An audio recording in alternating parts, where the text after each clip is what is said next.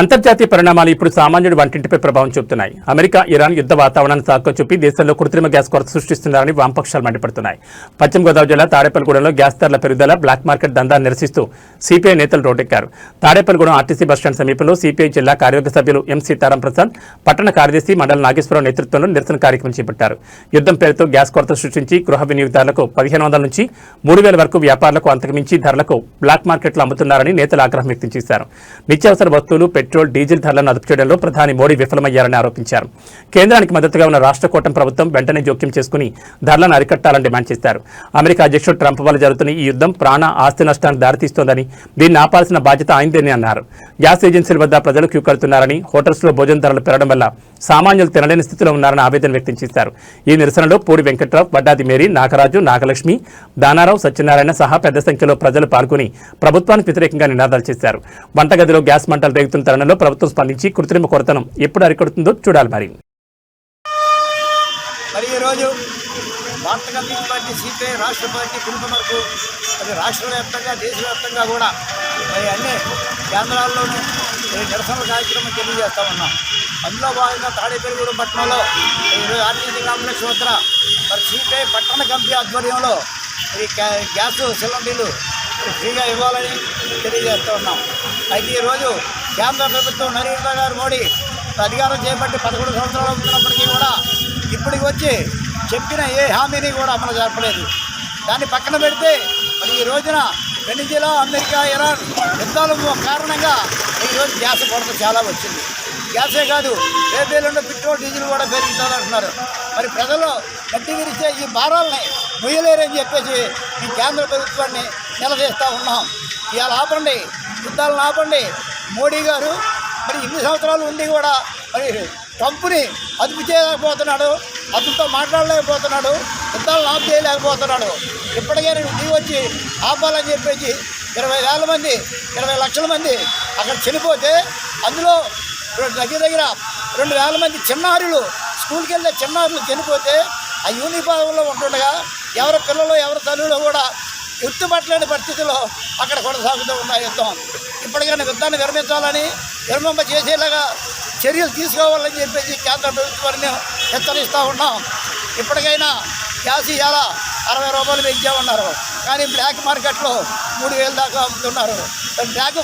Gas కొడతలేదంటున్నారు. కొరత లేనప్పుడు ఇబ్బంది ఎందుకు వస్తుంది? కాబట్టి మీరు సక్రమంగా గ్యాస్ సరఫరా చేయాలని, అలాగే డీలర్లు ఎవరైతే ఉన్నారో వాళ్ళ ఏజెన్సీలు అధికారుల ద్వారాగా మీరు ఎంక్వైరీ చేసి ఆ గ్యాస్ సిలిండర్లు బయటికి తీసి ఫ్రీగా సప్లై చేయాలని, లేని పక్షంలో ఆ గ్యాస్ గొడవలపై ప్రజలతో వెళ్ళి మేము దాడి చేసి గ్యాస్ గొడవలు తీసుకొచ్చే పరిస్థితి వస్తుందని, అక్కడ దాకా తెచ్చుకోవద్దని, లేకపోతే వాళ్ళ లైసెన్సులు రద్దు చేయాలని చెప్పేసి మేము కేంద్ర ప్రభుత్వాన్ని హెచ్చరిస్తూ ఉన్నాం. ఇవాళ కొరత లేదని చెప్తున్నాం, మరి ఎందుకీ కొరత? మరి 3,000 బ్లాక్ ఏంటి? కాబట్టి మీరు ఇప్పటికైనా కళ్ళు తెరిచి ఈ ప్రజా సమస్యల మీద పనిచేయాలని చెప్పేసి కేంద్ర ప్రభుత్వాన్ని కోరుతూ ఉన్నాం. అలాగే రాష్ట్రానికి వచ్చే చంద్రబాబు నాయుడు గారు మీరు ఎందుకు నిలదొత్తలేదు మోడీ గారిని? మీరు మద్దతు ఇచ్చారు కదా. 22 మంది ఎంపీలు ఉన్నారు మనకి అక్కడ. 22 ఎంపీల మంది ఏం చేస్తున్నారు? ప్రశ్నించండి. చంద్రబాబు నాయుడు గారికి మేము అదే చెప్తున్నాం. మోడీని అడగండి, మన ఎంపీలు ఉన్నారు కదా.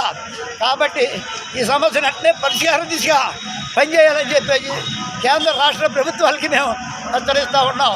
ఇది కానీ ఇలాగే కొనసాగితే రానున్న రోజుల్లో మరి సిపిఐ పార్టీ ప్రజలను వేసుకెళ్ళి ఈ సమస్యల మీద భారీ ఎత్తున పోరాటం చేస్తామని, అవసరమైతే లూటీ చేయడానికి కూడా ఎలగాడమని చెప్పేసి హెచ్చరిస్తూ ఉన్నాం ఈ ప్రభుత్వాలకి. అమెరికా, ఇరాన్ యుద్ధం నేపథ్యంలో భారతదేశంలో మరి భారీగా గ్యాస్ ఇబ్బంది ఏర్పడింది. ఇవాళ ఇళ్లలో గ్యాస్ కానీ, లేకపోతే వ్యాపారస్తులు అమ్ముకునే గ్యాస్ కానీ విపరీతమైన రేట్లు పెంచి గ్యాస్ ఖర్చులు సృష్టిస్తున్నారు. ఇవాళ ఈ భారతదేశంలో ఉన్నటువంటి గ్యాస్ ఏజెన్సీలన్నీ కూడా మరి గ్యాస్ రేట్లు పెంచడమే కాకుండా దీన్ని బ్లాక్ మార్కెట్లో చేసి చాలా ఎక్కువ రేట్లకి అమ్మడం జరుగుతుంది. 1,500 నుంచి 3,000 వరకు అమ్ముతున్నారు.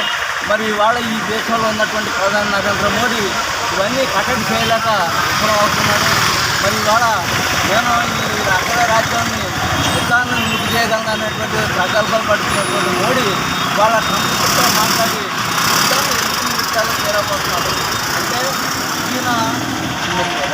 ఏదైతే మరి ప్రపంచ దేశాలు ఉన్నాయో ఆ ప్రపంచ దేశాలకి నేనే నాయకుడిని ట్రంప్ చెప్పుకుంటుంటే మరి ట్రంప్ని అదుపు చేస్తానంటూ అదుపు చేయలేకపోతున్నాడు. ఈ ట్రంప్ వల్లనే ఇవాళ ఈ ఇరాను అమెరికా యుద్ధం బాగా పెరిగింది. ఇది మూడో ప్రపంచ యుద్ధానికి దారితీసేటువంటి పరిస్థితి ఏర్పడింది. ఇది చాలా అన్యాయం. ఎన్నో వేల మంది ప్రపంచ యుద్ధం వల్ల నష్టపోతున్నారు. అలాగే మరి కోట్లాది ఆస్తులు కానీ లేకపోతే ఏదైతే మరి ప్రధానమైన బిల్డింగ్లు వ్యాపార సంస్థలు ఉన్నాయో గ్యాస్ నిల్వలు ఉన్నాయో అవన్నీ కూడా పేల్చేసి చాలా నష్టం కలగజేస్తూ ఉన్నాడు ఈ అమెరికా యుద్ధం వల్ల. అందుకని ఏదైతే వాళ్ళ ఈ యుద్ధం వల్ల గ్యాస్ పెట్రోల్ డీజిల్ కొట్టి భారతదేశంలో ఏర్పడుతుందో దాన్ని నిలవరించే బాధ్యత ప్రధాని మోడీ పైన ఉంది.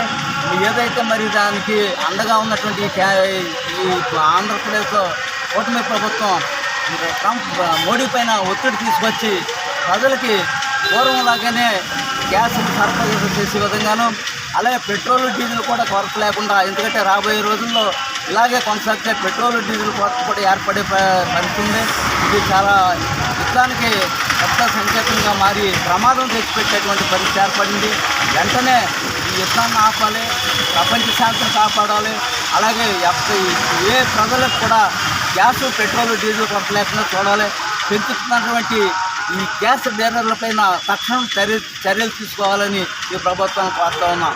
ఇది భారత కమ్యూనిస్ట్ పార్టీ తాడేపల్లిగూడెం శాఖ ఆధ్వర్యంలో మేము ఈ నిరసన కార్యక్రమం జరుపుతూ ఉన్నాం. రాష్ట్ర వ్యాప్తంగా కూడా మరి అన్ని ప్రాంతాల్లోనూ ఈ గ్యాస్ నివారణ కోసం, గ్యాస్ అందుబాటులో తీసుకురావడం కోసం మేము ఈ నిరసన కార్యక్రమాలు నిర్వహిస్తూ ఉన్నాం.